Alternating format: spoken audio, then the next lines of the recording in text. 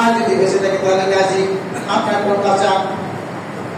এইখানে যারা আছেন, এই যে তরুণ, বৃদ্ধ, যুবক, আপনাকে স্কুল প্রতিষ্ঠা করার সংগ্রামে নিজেকে নিয়োজিত করতে চান? চান? ওরা প্রতিষ্ঠা করতে চান এই সমাজে? তাহলে আপনাদের ভূমিকা কোথায়? কোনো ভূমিকা তো নাই, এমনি এমনিতে বাস্তবায়ন হবে না।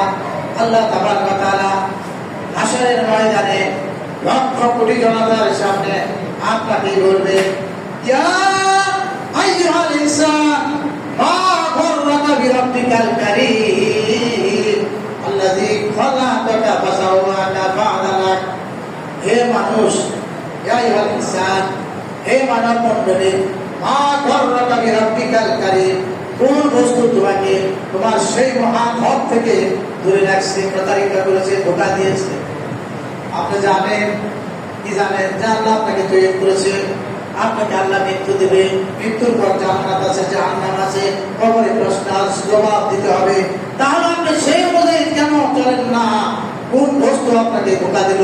মা গররাকা বিরাব্বিকাল কারীম, কোন ধোঁকায় পড়ে আপনি কবরের আযাব ভুলে দিলেন? কোন ধোঁকায় পড়ে আপনি মহান আল্লাহকে ভুলে গেলেন?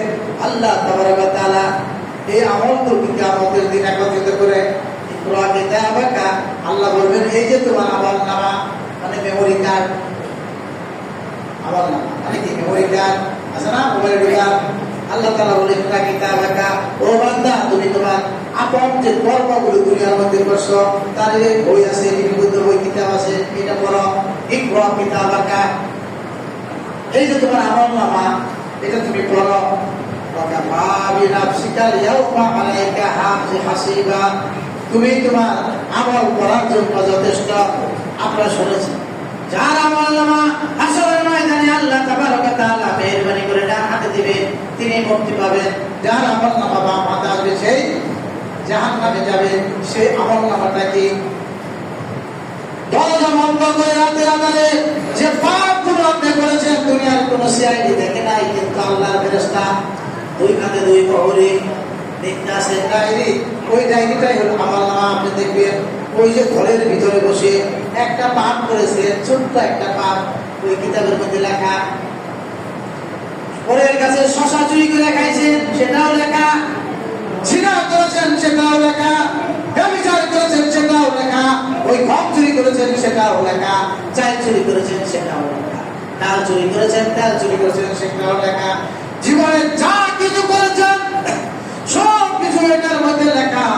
আফসোস করে বলবেন, এটা কেমন কিতাব যে কিতাবের মধ্যে ছোট্ট একটা জানলা পরিমাণ কোনো কিছুই বাদ পড়ে নাই। ওই আমলনামা পড়বেন আর নিজের হাত নিজে কামড়ে খাবেন, নিজের চুল নিজেই ছিঁড়বেন, কিন্তু কোনো লাভ হবে না। আমার সেটা কত দূর? সেটা কত দূর? বেশি দূর নয়। যে যখন মারা যায়, ইন্তেকাল করে, তখনই তার কি হয়?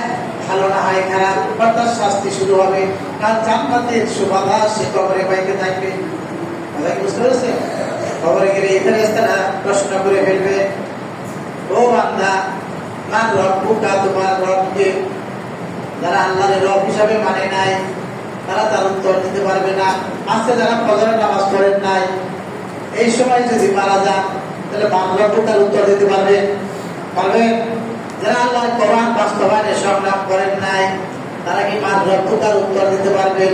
যারা চাইল্ড চুরি করেছেন, মানুষের প্রতি জুলুম করেছেন, মিথ্যা কথা বলেছেন, পরের হক নষ্ট করেছেন, তারা কি মান রব্বুকার উত্তর দিতে পারবে? তাহলে একটু চিন্তা করে দেখেন, মৃত্যু কত দূর? মৃত্যু তো দূরে নয়, সবচেয়ে কাছের বস্তুটার নামই হলো মৃত্যু। মৃত্যুর পরে আপনাকে ফেরেশতারা প্রশ্ন করবে, মান রব্বুকা, আপনি তো উত্তর দিতে পারবেন। ওই উত্তর না দিতে পারলে ফেরেশতারা আপনাকে শাস্তি দিতে থাকবে। কেমন শাস্তি?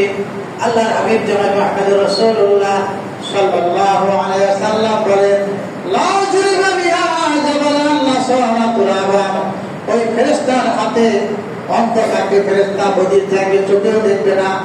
এমন লাঠি থাকবে যে লাঠি দ্বারা যদি সবচেয়ে বড় পর্বতের গায়ে আঘাত করা হয়, লা সারা তুরাবা, মুহূর্তের মধ্যে পর্বত ধূলি করার মতো উঠতে থাকবে।